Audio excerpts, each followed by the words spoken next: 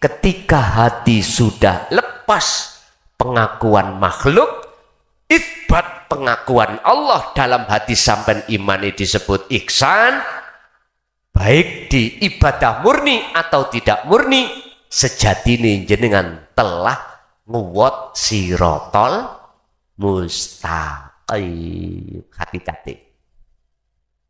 Sehingga disitulah yang terjadi hanya keahatan Allah, dan disitulah tidak ada wajah bermacam-macam wajah, hanya wajah Allah. Makanya dalam syariat dikatakan sempurnane makrifat pada Allah iku manakala sok ning akhirat.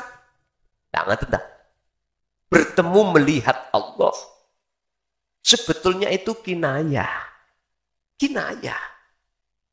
Ketika Anda itu bisa masuk ke alam akhirat wal yaumal akhir di dunia ini, maka disitulah yang berlaku dalam hati jenengan keahatan, sehingga rupa yang kelihatannya banyak itu ahad. Inilah yang dimaksud syuhudul wahdah fil kasroh. Jenengan tunggal di banyak. Masuklah dalam esa di dalam banyak.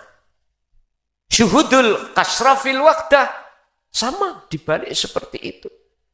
Sehingga sifat wajib Allah di bagian salbiyah, wahdaniyah, makna sawiji, yaitu wujudnya orang sak dunia ini yang jumlahnya nggak bisa kami hitung, satu pun tidak ada yang sama.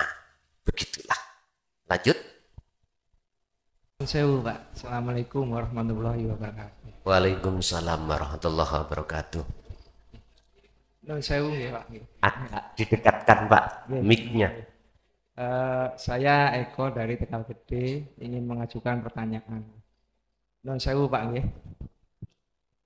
Sejatinya ini ada unek-unek di hati saya Pak nggih.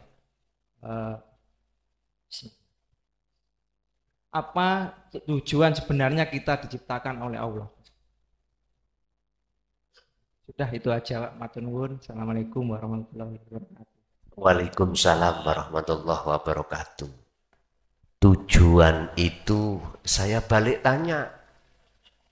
Tujuan pandangan makhluk manusia apa pandangan Allah? Wis gak usah dijawab. Tapi tak terus nih Dewi. Sekarang kita masuk pandangan manusia. Tujuan menurut pandangan manusia, mengapa Allah menciptakan kita sebagai manusia? Cuman satu. Wa ma khalaqtul jinna wal insa illa liya'budun. Jadikanlah aktivitas apapun hati jenengan fa'buduh, menyembah. Dikatakan menyembah wajib bagi yang menyembah ketemu yang disembah. Itu yang disebut makrifat. Itu yang disebut ahad. Kalau sudah bicara ahad, Ibnu Athaillah dawuh la ibsarun wa mubsarun wa basarun. Yang melihat si Salik, yang dilihat Khalik, nama Allah, atau mata untuk melihat, itu semua fana. Nggak ada sebutan. Nggak ada. Sehingga dikatakan dalam hadits qudsi, janganlah kau sembah namaku. Janganlah kau sembah sifatku, zatku, tapi sembahlah aku. Kalau boleh saya katakan, kalau hati saya sakit dikarenakan gak suka, dikarenakan orang itu nggak bisa baca Quran, berarti Tuhanku itu Quran.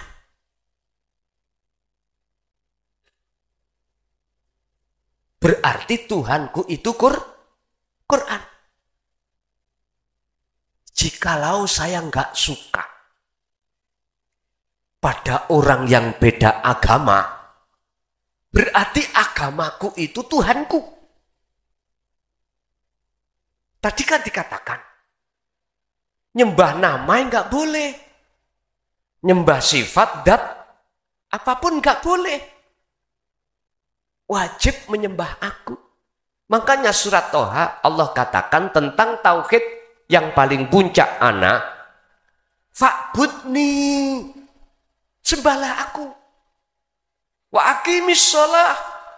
Tegakkanlah sholat semata-mata li dzikri. Aku lagi. Semata-mata untuk ingat aku. Bukan nama, bukan sifat, bukan zat. Tapi wujudnya yang dalam Al-Quran aku. Itulah Pak yang kumaksud tajalli. Pandangan manusia Allah ciptakan hanya disuruh menyembah. Wa qala aidan wa ma umiru illa liya'budullaha mukhlishina lahuddin. Hanya disuruh menyembah. Pun pandangan Allah bagaimana? Saged dikatakan siapa? Tapi sing jenengan durung paham, empun jenengan buang keterangan ini.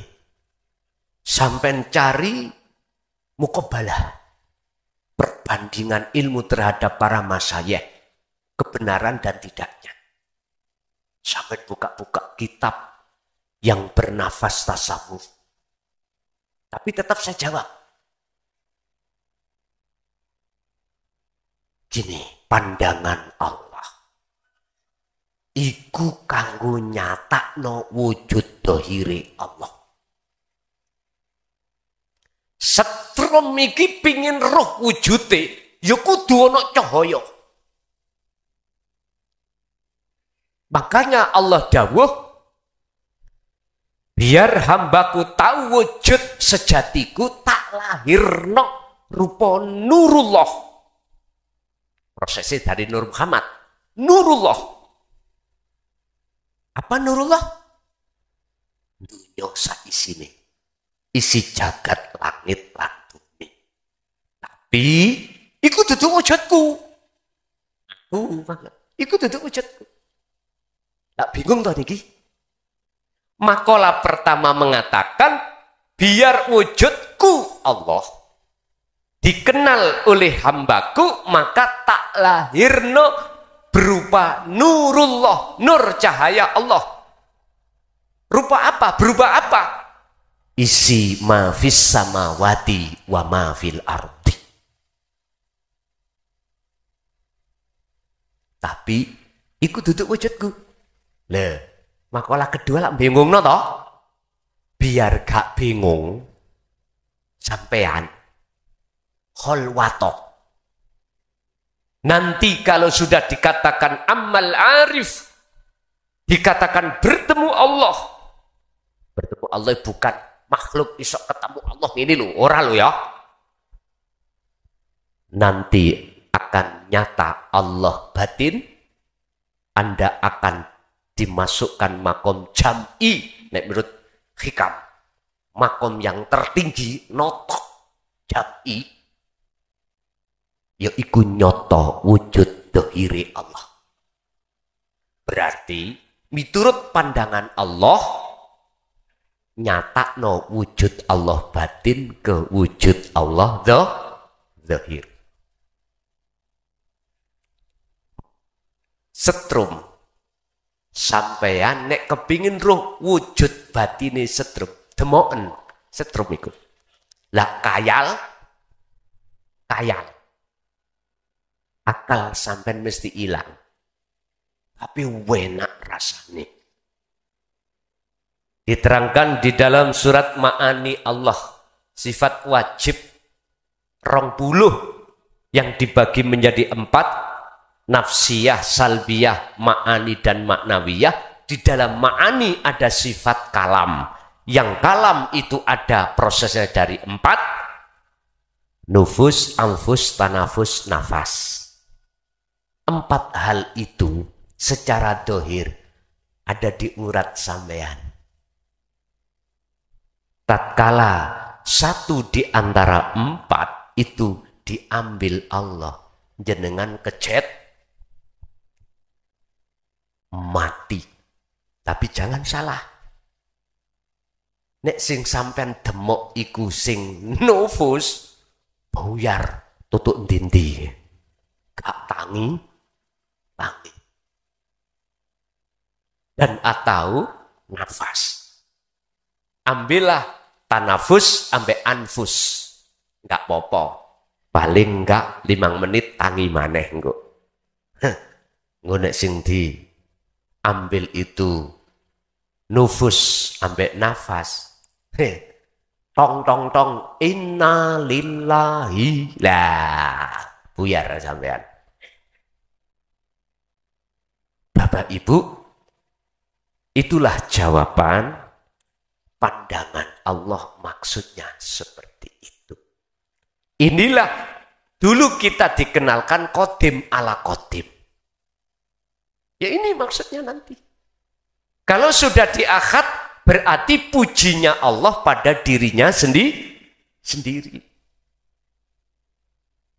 Terus bagaimana saya akan menyalahkan keadaan yang ada di dohir ini? Tidak bisa.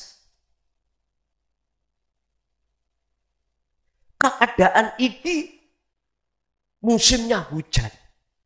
Allah nggak ngasih hujan. Nggak bisa saya protes. Kemarin saya ngaji di Banyuwangi, kebalikan. Keadaan hujan. Nggak bisa. Saya sakit hati. Mungkin Pak, saya selama 24 tahun saya menyerukan tentang tauhid ini, ngalami kejadian ngaji terus berdes saya di Surabaya. Mike yo melok berdes, jamaah mabur. Jadi kalau nggih para cagak, para uwit. Nggih. Lho estu. Saya kudanan bledes, Gusti Allah takdiri ojo ngalih son. Oh wih, sing kono wenak ngawalih golek yup-yupan kono. Ya wis, harus saya lakukan. Saya lakukan. Sesedih apapun, sepahit apapun, kami nggak bisa menghindari. Inilah yang banyak manusia yang mungkin nggak mau. Dikarenakan tidak sesuai dengan sifat keadaan basariah kita sebagai manusia. Akhirnya ngelokno panitia. Sing gak petus ini panitia. Lala apa gak nyewa tukang siwer.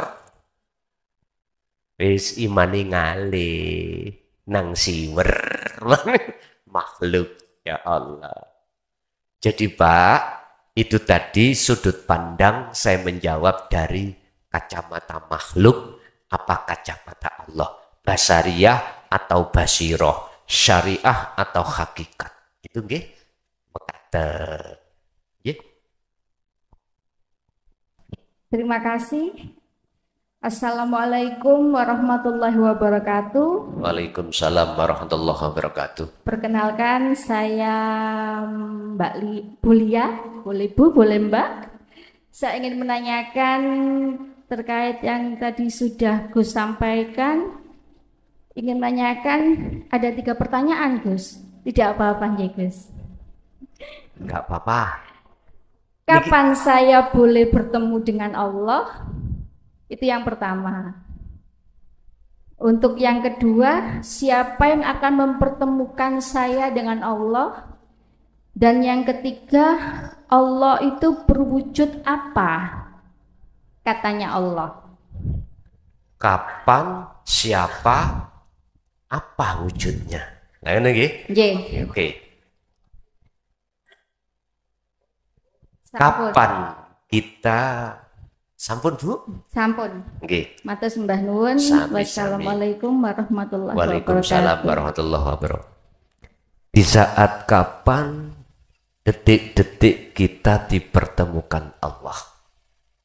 Di saat kapan jenengan ini bisa melihat apa yang ada di depan jenengan?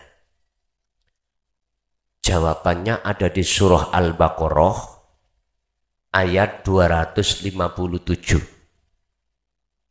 Di situ Allah dawuh, Allahu waliyul ladzina amanu yukhrijuhum minaz zulumati ilan nur. Di saat detik-detik kapan jenengan bisa melihat apa yang ada di depan jenengan? Yo di saat detik-detik cahaya ini dinyalakan. Sebab ngalam dunya iku sifatnya aslinya gelap. Al-kaunu minal mukawwanat. Dalam makalah lain, iku zulmatun, peteng. Sifat dunya iku gelap. Peteng.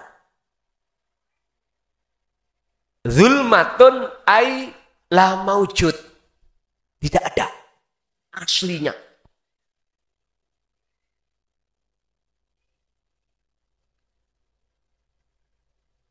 Ketika saat nur makrifat dijagate, hati itu dinyalakan oleh Allah, maka gelap wujudnya makhluk tadi saknalika sirna. Tatkala lampu ini dimatikan, semua enggak ada cahaya, mesti gelap. Tapi ketika detik-detik lampu ini menyala, maka teranglah alam itu, akhirnya Anda bisa melihat apa-apa di depan jenengan. Sama. Ketika saat hati kita nur makrifat Allah padamkan, disebabkan dalam hati ini selalu dikebei, dipenuhi wujud sakliyane Allah, iman-iman selain Allah, gelaplah hati kita. Tapi saat nur makrifat itu dinyalakan Allah, maka saknaliko itu seketika itu nyatalah wujudnya Allah. Ini disebut bertemu. Berarti kuncinya nur makrifat. Sekarang kita kembangkan. Mengapa Allah menyalakan nur makrifat dalam hati manusia? Jawabannya cuma satu. Karena mereka ilmu amal istiqomah, berzikir terus menerus. Akhirnya kefanaanlah hatimu dari selain Allah. Fana. Akhirnya nyatalah wujudnya Allah, yaitu tajalli. Itu jawabannya Bu. Kapan? Ya di saat nur makrifat dalam hati jenengan Allah nyalakan. Terus siapa yang menghantarkan saya pada Allah? Melihat prosesnya. Kita masih ngomong ilmu. Kok gak ada ilmu? Gak paham? Gak mungkin. Lah ngoten toh? Ya si ilmu. Terus ketika laku, fungsinya ilmu gabung ambek amal dengan istiqomah belum sampai pada Allah. Ya sih kita ngomong amal, istiqomah, sik ngaku. Wes sampai kapanpun menurut makalah tadi gak bisa ketemu Allah. Tapi ketika saat anugerah yang termulia datang, bentuk keimanan hati jenengan, pahami ilmu karena Allah, bisa melakukan yo karena Allah, akhiri rahmat ketemu Allah yo karena Allah, berarti yang mempertemukan juga Allah, berarti yang melihat Allah yo Allah sendiri. Yang ketiga, Napa mang yang ketiga, Pak?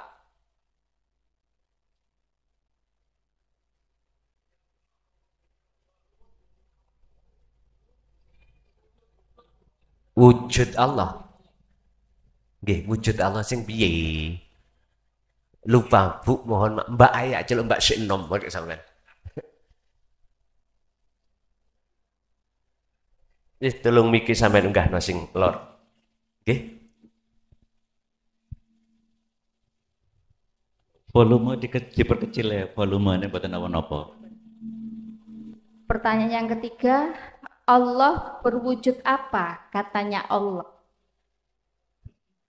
Pun paham. Allah berwujud apa kata Allah? Yun sewu, jenengan proses dulu dari surat Al-Hijr ayat 3 bahwasanya wal awwalu wal akhiru wal zahiru wal batin. Wujud Allah iku batin dan zahir iku yang bagaimana? Pun ngomong batin dulu ya. Tapi semuanya nanti kesimpulannya aku.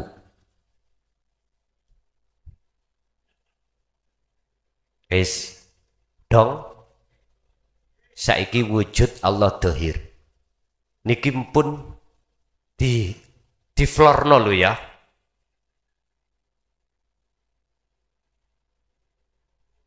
Mohon maaf, berhubung ada yang tanya, harus saya jawab. Tapi jawab saya itu dari sisi ilmu. Mengki sampean praktekno. Jikalau jenengan iku sudah masuk pada suhudul wahdah fil kasroh, ya semua nurullah niki wujude Allah dohir. Nggak ada dua toh, cuman ahad. Jari pujiane orang-orang Nahdiyin dulu biasanya kalau rungokno waktu Ramadan pujiane ngene. Ora ana wedok, ora ana. Ya apa nika? Biasanya Ramadan nika lho bar taraweh. Ora ana wedok, tur ora ana lanang. Lha ngene. Ya nurullah niki. Yang tadinya disebut nurullah duduk wujudku. Ku nyatakno wujudku iki biar dikenal hambaku tak zahirna berupa nurullah. Tapi nurullah iku duduk wujudku. Itu artinya proses sebelum kita mengenal yang memiliki nama sifat dat, kita diajarkan dulu, dikenalkan namanya dulu. Makanya mengapa ada hukum syariat? Tauhidnya la ilaha illallah. Mengapa ada aturan thariqah? Dikirnya sirri la ilaha illallah. Mengapa ada hukum hakikat? Tauhidnya la ilaha illa anta. Dikire sirul asrar. Sampailah terhadap makrifat. La ilaha illa ana. Dikire fana'u dzikri. Ya sudah. Ngaji sampai pean iku son bingung nondas. Wis. Memang jenengan kudu bingung dulu. Sebab sehingga bingung ya Allah.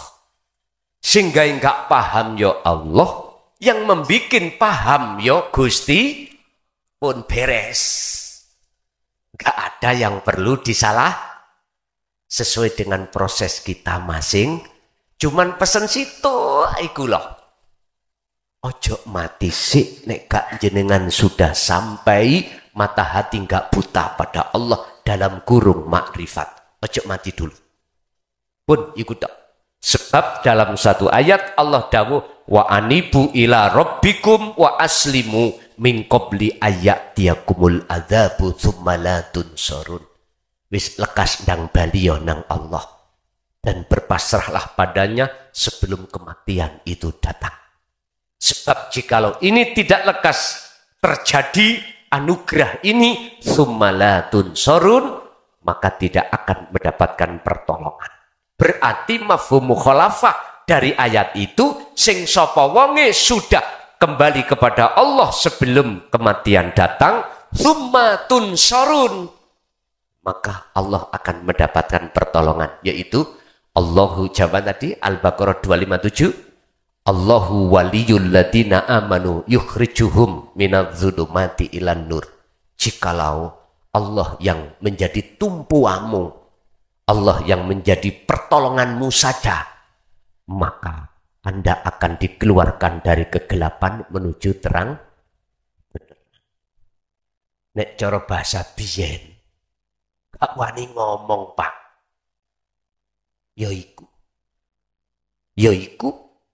Ngoten niku. Genahno wujud nyatane Allah batine rawani apa maneh zahir. Wah, sesat iki kok. Makanya para masyayikh dulu itu ketika buka ilmu tasawuf tentang ruhaniyah hati, sembunyi-sembunyi.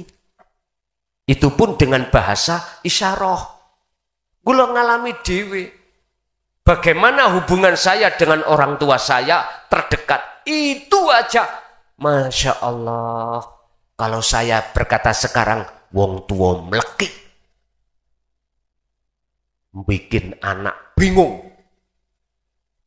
Ternyata jawabannya supaya kita sebagai murid, sebagai salik, biar ngerti soro birriyadati wal azkar.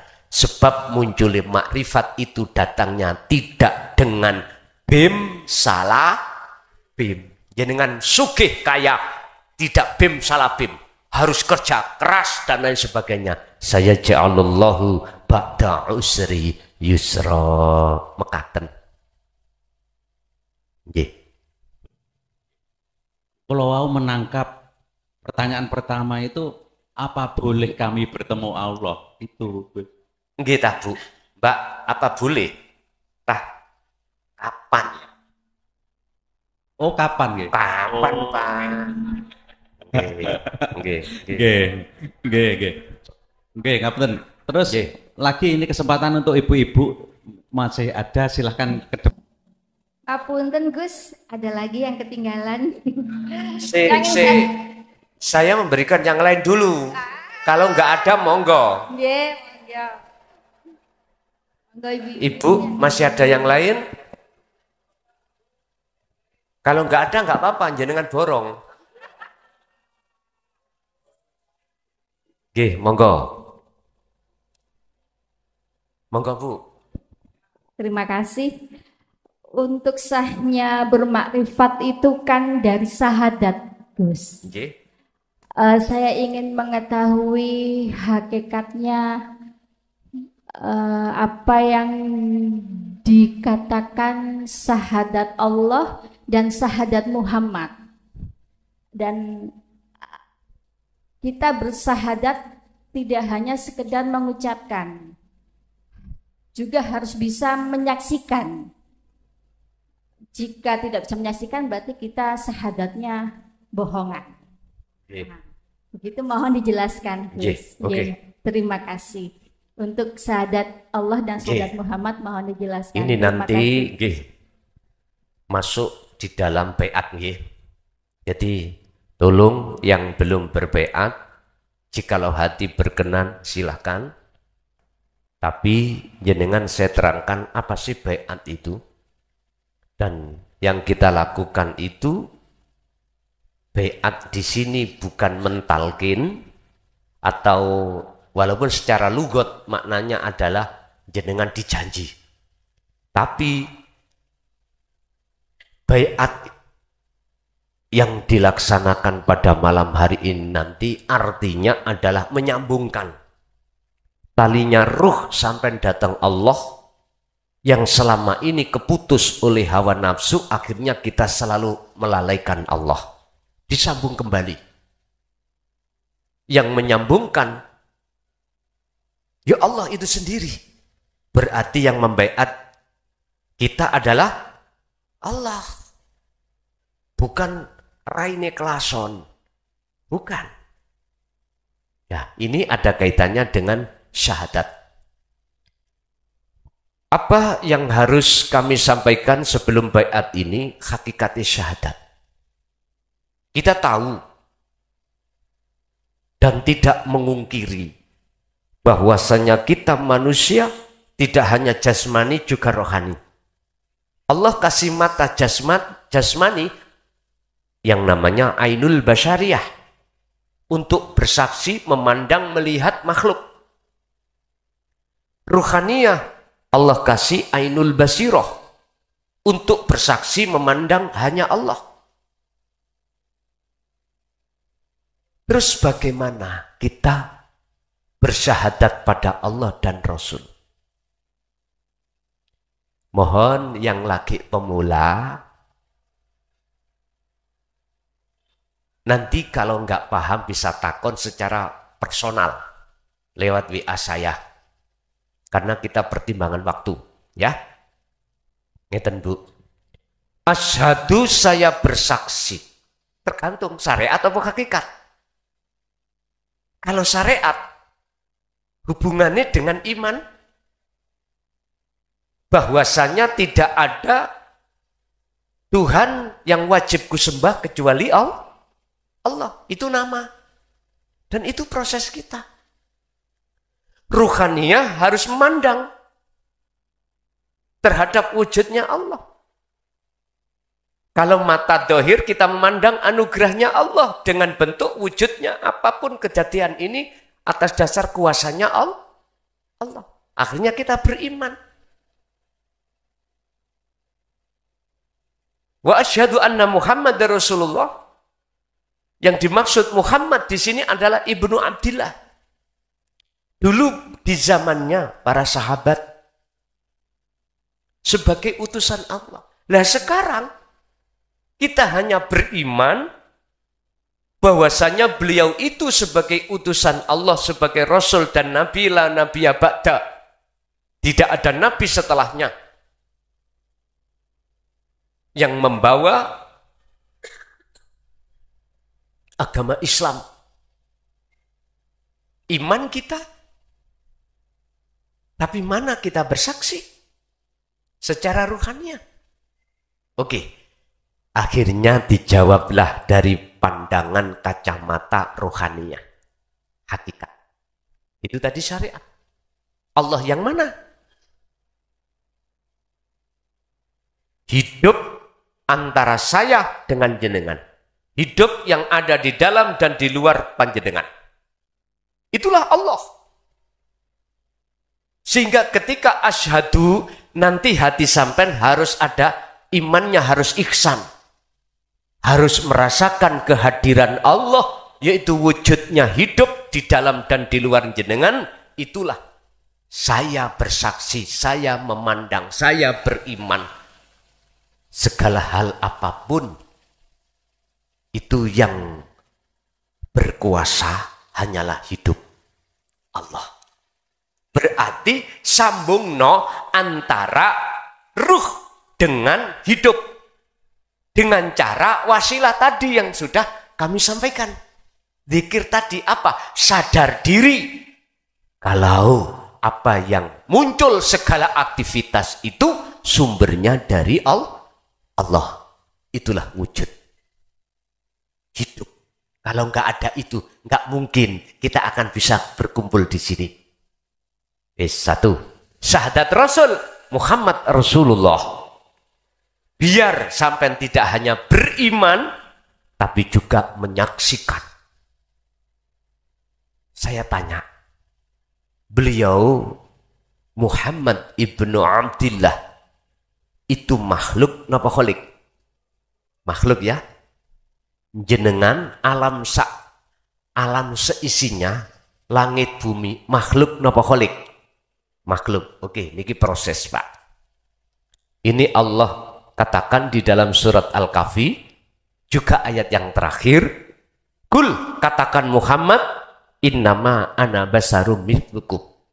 Rasulullah dawuh, sesungguhnya aku sama dengan kamu, manusianya, makhluk.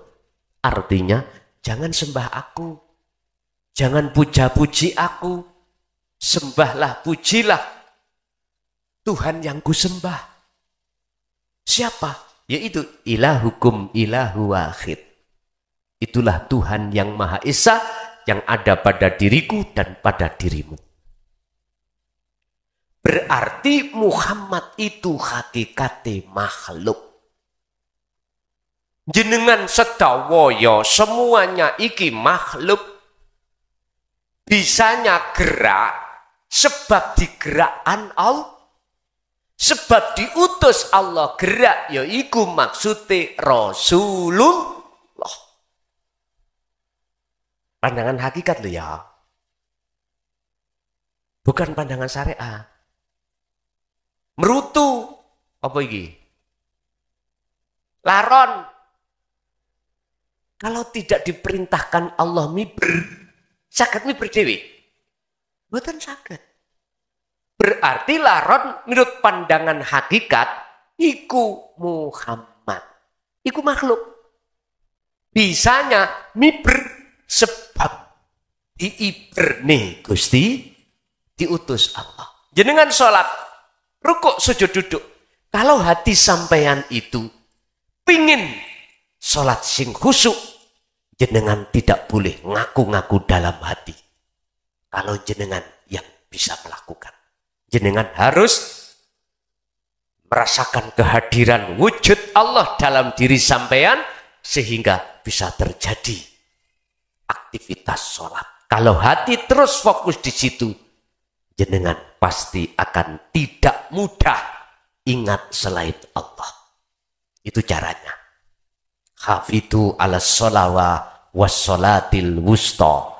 Lakukanlah, jagalah sholat 5 waktu dan sholat hakikat, memang sholatnya roh, bukan hanya sholatnya jasad.